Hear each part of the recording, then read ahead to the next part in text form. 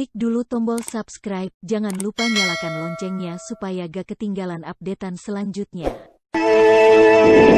PT Sutra Perpindo Farma bersama Sanggar Cerita mempersembahkan serial Sandiwara Radio Mantra Naga Bumi.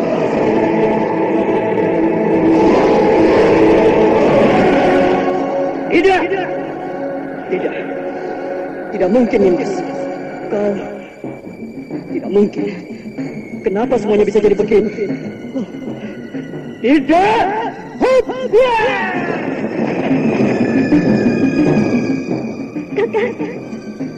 Kakak Rana Geni.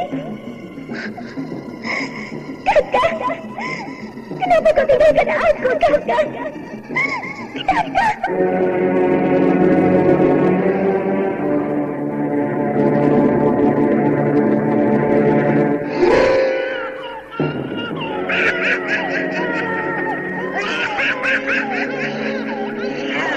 Ini adalah bayi yang kedua yang kudapatkan. Tinggal satu lagi. Dan setelah itu semuanya akan berakhir. Aku akan sempurna.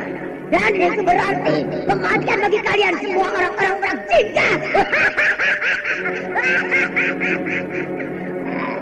Darah-darah kalian akan kupersembahkan untuk Dewa Kegelapan. Kalian akan kuhancurkan. Kuhancurkan.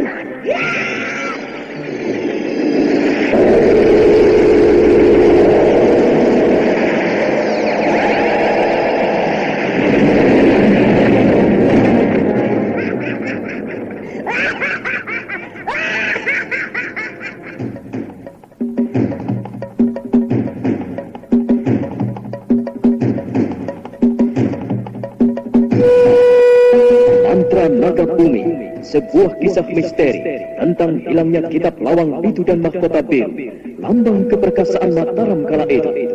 Penuh ketegangan, dendam, dan keserakahan, diseling dengan kisah romantis yang mengharukan.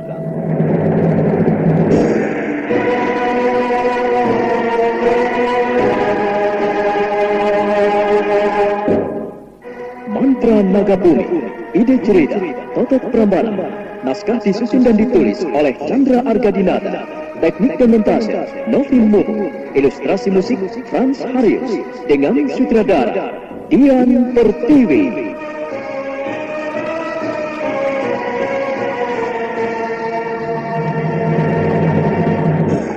Mantra Naga Bumi kali ini menampilkan episode ke-31 dengan judul Sepasang Pedang Pembunuh.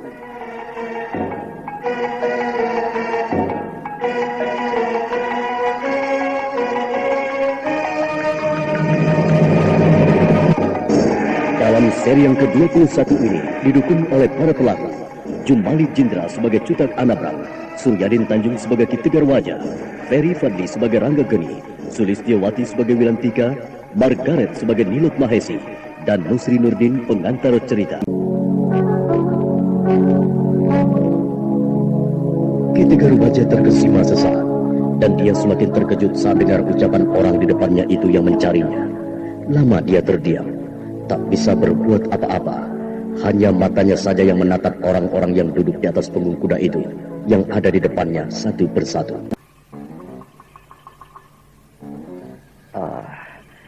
Orang dari Keraton Merak Jingga. Mereka prajurit kerajaan. Mau apa mereka masuk ke pedukuhan ini? Tidak seperti biasanya prajurit kerajaan sampai di tempat ini. Kalau tidak dipanggil oleh Ki Demang, tidak mungkin ada yang datang. Tapi sekarang mereka ramai sekali. Dan tidak mengenakan seragam. Apakah ada kaitannya dengan masalah Ki Barangsangan? Apakah orang itu melapor ke kerajaan atau pada teman-temannya yang prajurit? Dia menyalahkan diriku. Oh, apa yang harus aku lakukan? Maaf Kisanak, kenapa diam saja? Apakah benar Kisanak ini kepala padukuhan ini? Maaf Tuan. Tuan mengatakan bahwa Tuan semua adalah prajurit Keraton Merak Jingga. Tapi saya jadi bingung karena Tuan tidak menggunakan seragam keraton. Apakah semuanya karena tugas khusus? Kisanak, katakan dulu siapa dirimu, barulah kami menjelaskan semuanya.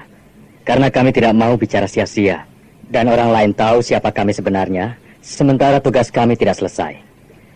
Benarkah Anda ini kepala padukuhan ini? Maaf Tuan, saya memang kepala padukuhan ini. Maafkan kesalahan dan kelancangan saya. Bagus. Terima kasih atas kebaikanmu dan tidak membuat kami lelah. Oh, maaf tuan-tuan semua. Ada apakah? Kenapa Tuan begitu ramai datang ke desa padukuhan ini yang kecil dan terpencil ini? Kalau memang benar dari keraton, apakah ada keperluan yang begitu penting? Kami mencari seseorang. Karena seluruh desa dan padukuhan telah kami masuki, tapi hasilnya kosong. Maka mungkin padukuhan ini harapan kami yang terakhir untuk desa-desa di bawah kekuasaan Merak Jingga. Ini, apakah Kisanak pernah melihat orang yang ada di gambar ini?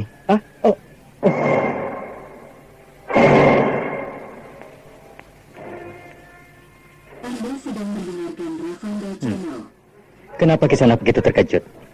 Apakah Kisanak pernah melihatnya lewat di desa ini? Atau pernah tinggal di sini? Saya, maaf Tuan. Saya harap Kisanak tidak menyembunyikannya dari kami. Kalau memang pernah melihatnya, katakanlah, kami akan mencarinya dan menyusulnya. Dan kalau dia memang tinggal di padukuhan ini, tolong tunjukkan di rumah siapa dia tinggal dan apa namanya. Karena kami rasa dia pasti menyamar nama. Tidak mungkin dengan nama aslinya. Maaf Tuan, saya... Tapi baiklah, sebelum itu, bolehkah saya tanya sesuatu? Oke, jangan takut. Kami orang kerajaan Merak Jingga. Kami orang keraton. Dan kami tidak akan berbuat sewenang-wenang. Percayalah. Kami disuruh oleh penguasa Merak Jingga untuk mencari orang ini. Katakanlah. Maaf Tuan, saya terlalu curiga. Maklum, banyak sekali orang-orang jahat yang datang ke padukuhan ini akhir-akhir ini. Jangan samakan aku dengan yang lainnya, Ki.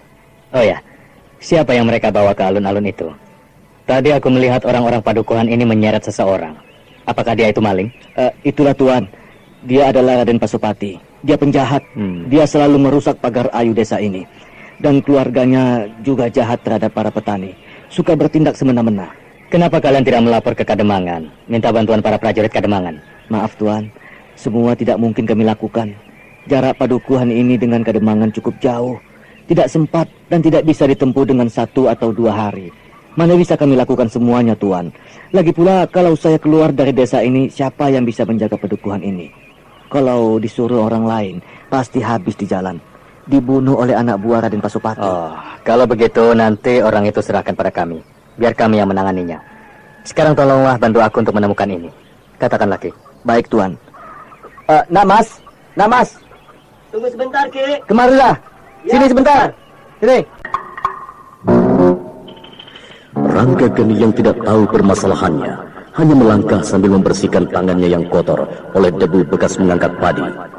Cutak anak perang yang lainnya dengan cepat meloncat turun dari kuda mereka. Ki Tegar Wajah tersentak dengan cepat meloncat melindungi Rangga Geni yang juga terkejut melihat ke arah prajurit Merak Jingga yang sudah menunduk hormat di depan mereka.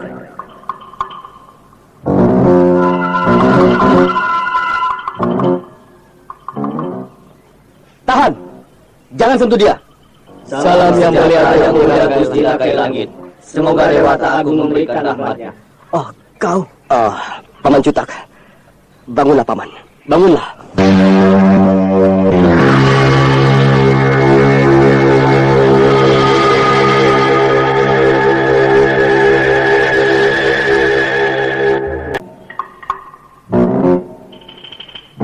Ampun Gusti Prabu. Kami tidak akan bangun sebelum Gusti berjanji. Paman Cutak, bangunlah. Sudahlah. Tapi Cutak anak perang tak bergeming sedikit pun. Begitu juga yang lain. Mereka masih tetap duduk menyembah. Ki Tegar Wajah kebingungan. Orang tua itu tak mengerti mesti berbuat apa. Pada akhirnya dia pun ikut menjatuhkan dirinya. Pada saat itulah Wilan Tiga tampak berlari dari rumah. Dia terpana melihat semua orang yang menyembah di depan Rangga Geni, termasuk ayahnya.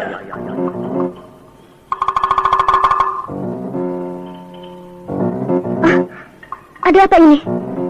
Apa yang terjadi, Kakang Rangga? Kenapa mereka menyembah semua padamu? Mereka siapa, Kakang? Wilantika, sujud dan menunduklah di depan beliau. Beliau adalah Raja Merak Jingga. Sujudlah. Ayo lakukan. Tapi ayah... Sujudlah. Menghormatlah. Jangan lakukan, Nimas. Tidak perlu kau berlutut di depanku.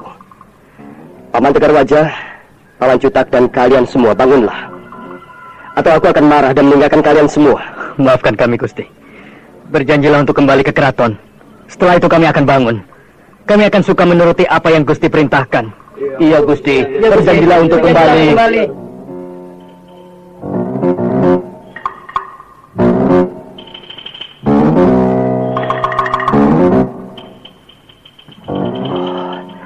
Apa yang harus aku lakukan sekarang? Sepertinya Paman Cutak dan yang lainnya tidak akan mau bangun kalau aku tidak memenuhi permintaan mereka. Bagaimana ini? Siapa yang punya rencana seperti ini? Apakah ini saran dari Paman Wisesa? Pusing aku. Kenapa mereka bisa tahu aku ada di sini? Apakah ada yang memberitahukan diriku?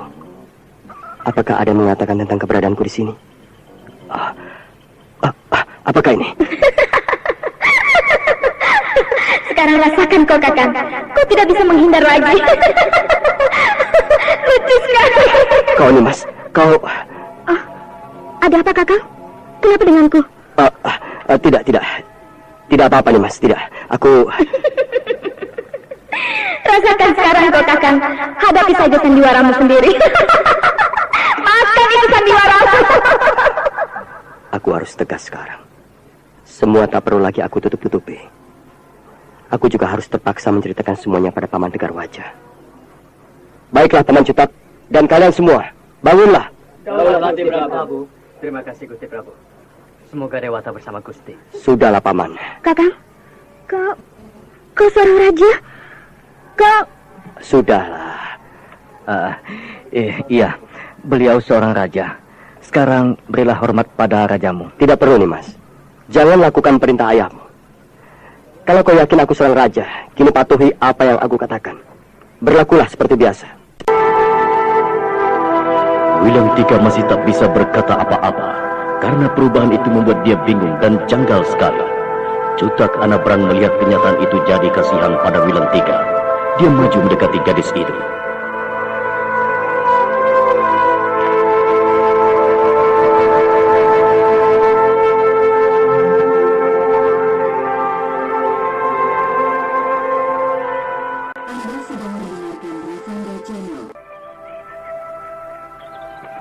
Nak Mas, aku tahu kebingungan dan kejanggalan yang kau rasakan.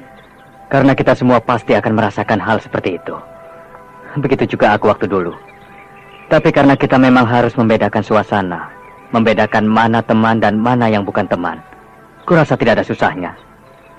Dulu Nak Mas mengenal Gusti Prabu mungkin hanya sebagai teman atau saudara, atau ada hal lainnya. Tapi sekarang kenyataannya lain. Kurasa untuk mengubah dan membiasakan diri dengan hal yang baru itu janggal. Maka berlakulah seperti biasa. Tapi mulailah membiasakan diri untuk mengubah sebutan dan pandangan itu. Kurasa Namas mengerti. Aku jadi tidak mengerti.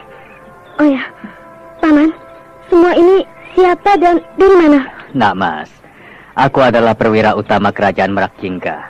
Dan yang lainnya ini adalah prajurit utama dan prajurit pilihan. Kami semua mengemban tugas oleh perwira Mangkunegara untuk mencari keberadaan Gusti Prabu Rakai Langit. Jadi, kau yang bernama Rakai Langit, Kakang? Wilantika, jangan seenaknya bicara. Dia itu rajamu, raja kita. Pergunakan tata kerama. Paman Tegar Wajah, jangan terlalu memaksakan diri untuk bersopan santun. Kita bicara apa adanya. Nimas Wilantika benar. Tak perlu dianjurkan. Nimas. Ya, benar. Namaku Raden Mas Prabu Rakai Langit. Lalu kenapa Kakang menyamar menjadi Rangga? Nimas, Rangga itu juga namaku. Hanya kurang lengkap. Tapi begini saja. Sekarang ayo kita masuk dulu. Kita bicarakan di dalam. Bukankah Paman dan Nimas mau dengar tentang siapa aku? Nah, ayo kita masuk ke rumah. Kita bisa bicara dengan tenang sambil makan singkong. Tapi Gusti, Sudahlah Paman. Berlakulah seperti biasa. Jangan sungkan. Aku tetap seperti yang dulu. Ayo. Rumah Paman adalah rumahku juga. Cutak Anabrang, suruh mereka istirahat. Ayo Paman Tegar Wajah. Nimas Wilan. Ayolah. iya. Ki Tegar Wajah tak bisa bicara apa-apa. Dengan perasaan gelisah, dia ikut melangkah. Sementara itu prajurit lainnya dengan sigap membawa kuda mereka beristirahat. Cutak Anabrang mengiring di belakangnya.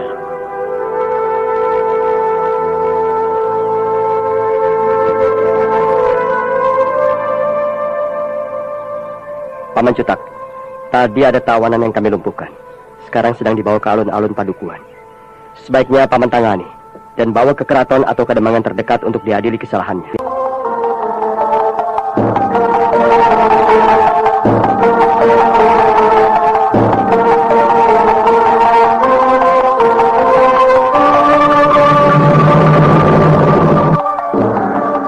Nah, saudara pendengar, bagaimana kisah selanjutnya? Apa yang akan dilakukan oleh Cutak Anabrang atas diri Raden Pasopati? Untuk mengetahui jawabannya, ikuti terus serial Mantra Naga Bumi ini pada seri berikutnya. Sampai jumpa.